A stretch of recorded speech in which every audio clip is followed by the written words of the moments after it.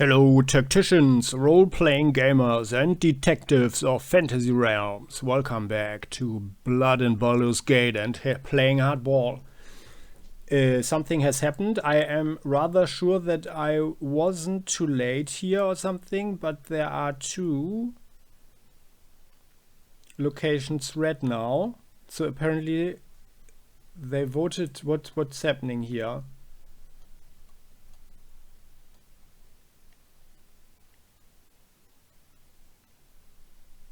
So, continue investigation that we know. Was Magpie the young thief acting as a distraction for a guild member who committed the murder? Return to Cannery Lane to find out more. New item unlocked. We got the sealed letter thanks to your vote. Harborside Hospital is now very available. Very good. That way we get some information on the body. You've acquired a speak with dead token. Better pick those questions carefully. New location unlocked. It's time you returned home to Lockley Street to read the letter addressed to you. Why do we have to go somewhere to read the letter? But whatever. So vote now to decide if you explore Market Street, Inside Park, Silver Crescent Beach, or the Shrine of the Suffering next. Choose wisely. And it's 70 hours. I guess the guys want to have a free weekend. Huh? So there is something here. Speak with dead token. Oh, sorry, we can't interact with it. So Lockley Street is just so we read the letter, okay. Well, I mean, as we have been at the Blushing Mermaid, right? Speaking with people a little bit without really getting any information. We return to Lockley Street on our way to the morgue. There. A modest tenement in Eastway in a place we call home. Yeah, okay, well, I didn't know we had that one, but it's good to have a home. We arrive home after a long day of investigative work to review our findings so far. Talisman. We lock up the front door and head in, absently touching the talisman that hangs by the door. A gift from our first client, Drusilla. Okay, that's the lady here at Fisher's Wharf who gave us some tea, right?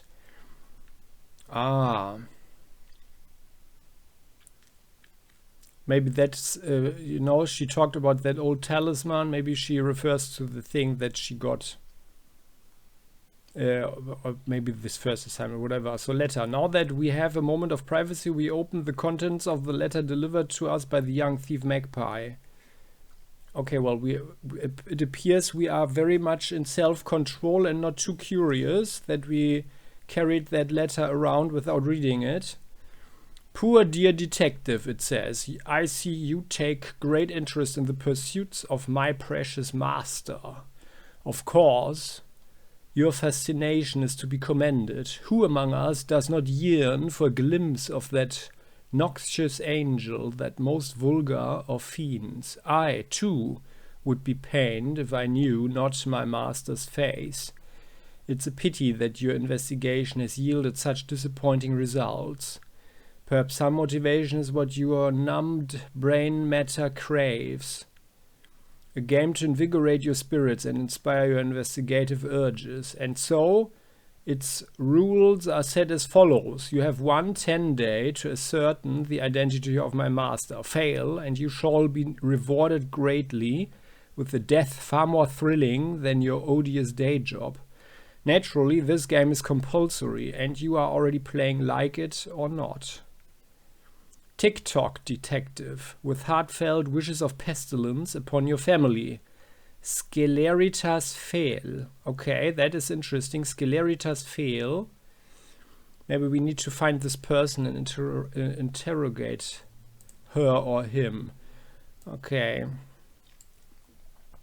I think that would be a very good start. And also we need to ask around to know who that is. But let's go to the morgue first to have a look at the body. Overcrowded and understaffed, the hospital is conveniently located near the gate that leads to the city cemetery.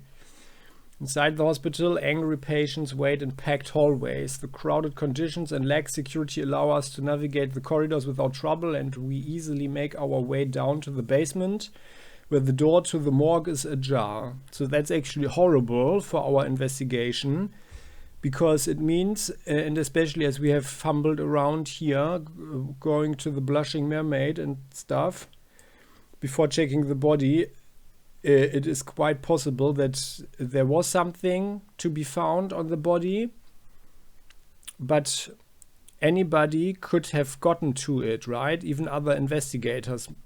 Wouldn't even need to be an evil intent or anything. And any bad guy who maybe remembered something or whatever, you know, could have also, yeah, destroyed any evidence on the body in the meantime. But well, we'll see. So the door. The hinges on the door have been replaced on a few occasions, whether due to rumored spontaneous undead arisings or more mundane reasons. Prepared for the worst, we knock and the door creaks open. The morgue. The air is heavy with a pungent odor of embalming fluids. Inside, we find no signs of the mortician. Tools of the trade hang along a wall, some rusted with age. Below that is a desk where hastily made autopsy reports are piled. On one of several slab-top tables rests a corpse covered in burlap. A visible toe tag reveals it once belonged to an E. Sheeran. Autopsy reports, good. Yeah, that would be my next thing, you know, to search through them to find the report for the body. Notably missing from the report is any mention of the bard who was murdered at Sailor's Crossing, but perhaps the mortician has not yet had time to conduct the autopsy. A token stamped with the hospital insignia rests near the papers, and we recognize it as a single-use magic item that allows the user to cast the spell Speak with Dead. Oh, interesting. No time to use it now, unfortunately, lest we be caught tampering with evidence. Oh, that's sad. I would love to speak with the body. The body. We locate the lifeless body of the murdered bard lying on a slab, concealed beneath a sheet. Pulling back the thin fabric, we are met with a macabre sight. The elf's eyes have been removed. As we glance down further, by the way, so they had been in there when we saw the body, right? So someone took them out. As we glance down further, we discover hunks of flesh and organs have also been carved out of his fresh corpse. After recovering from the initial shock of the grisly butchering of the elf, we note that a fake beard is coming unglued from his face. What could the mortician be doing with these body parts? Well, doesn't mean that it was the mortician, by the way. But well, mortician... Anybody apparently has access to the bodies if we can get there. Well, anyway, mortician emerging from the hospital. We see the mortician speaking with the corpse collector next to an empty cart. By her demeanor, it is clear she is exhausted. Could she have killed the elf before beginning her shift at the morgue? Standing within earshot, we listen in on their conversation and overhear the collector talking about a dragonborn body washing up on Silver Crescent Beach in the last 10 days or so. Without emotion, the mortician mentions the victim was sent to be buried at a family plot in Cliffside Cemetery. Well, but we don't get any information on the body itself, except that chunks are missing and the eyes, right? So what's this one here? There was another murder. And here this was a body washed up, so that is a dragonborn or something. So I guess we should check the other bodies. Market Street. Oh yeah, that's the one. Selling monster meat. Maybe the butcher is selling meat from these guys, from the bodies. Could something more nefarious be at play? Or maybe that one. Yeah, maybe she's buying pieces of meat from the morgue or the mortician. So in the Shrine of the Suffering, that's the same thing. Asking the poor people. I think we should check out these bodies. And then actually it doesn't really matter in which direction. the last 10 days. Perhaps we can find something that ties them together. Well, this is a little while ago. And this one is rather fresh, right? About 10 days ago now. Well, okay, let's check out the older one. Oh no, actually, let's check the fresher one. Because after 20 days, I guess it won't matter too much if it takes even a little longer. But yeah, and after 10 days. So I would say we go to Silver Christian Beach to check out this other body, Dragonborn. Let's vote to visit this location. The die has been cast. Ah yeah, okay, very good. I'm happy. So other people seem to think like me personally. That's good. So let's just check out. Oh, excuse me, apologies. Just needed to sneeze there. Is there anything? This was the reporter, bartender. No, it's nothing new. Just the info that it's the thief is only a thief and not a murderer. Sailor's Crossing. That was where the body was. Saltwater sand. No. Retching sounds. The guy is gone. Yeah, well, and then we saw that the Flaming Fist soldier had some blood on his clothes and on his boots. But that is actually not surprising, as he had been transporting the totally bloody body to the morgue, right? So, Canary Lane. Okay.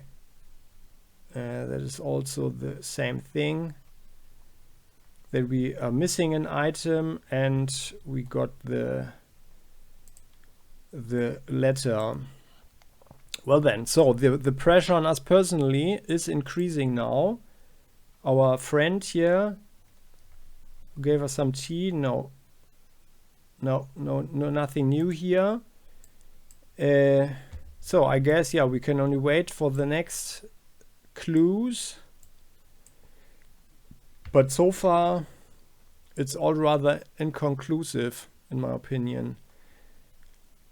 It's possible that the butcher has something to do with the, with the missing meat, pieces of meat. But I really think that the best way to go is to try to connect the murders. So we have 3 murders, and then I guess we should check out the shrine to ask people, And then after that, it would have been logical, in my opinion, to go to the Blushing Mermaid with more information to ask around in the underworld. But well. So, thank you for watching. Please do share your thoughts if you disagree with me on my thoughts, my thought process. I would appreciate that very much. Yeah, but... Oh, well, actually, one more thought. Now that we've been warned with the letter and so on, it might mean that they don't want us to snoop around, right? So, which also means that that there is something to be found, right? So we definitely need to find Sceleritas Fel. Yeah. But I think we should go firstly to see the other bodies, to see if there's any connection. Yeah. Okay, this is like the road. There is a castle or something outside of Baldur's Gate. Yeah. So, okay, well, nothing else here. Thank you for watching. I would appreciate if you click the like button and you subscribe with the channel. Please don't let me say please. Or please don't make me say please. Yeah, and see you tomorrow. Thanks for watching. Bye-bye.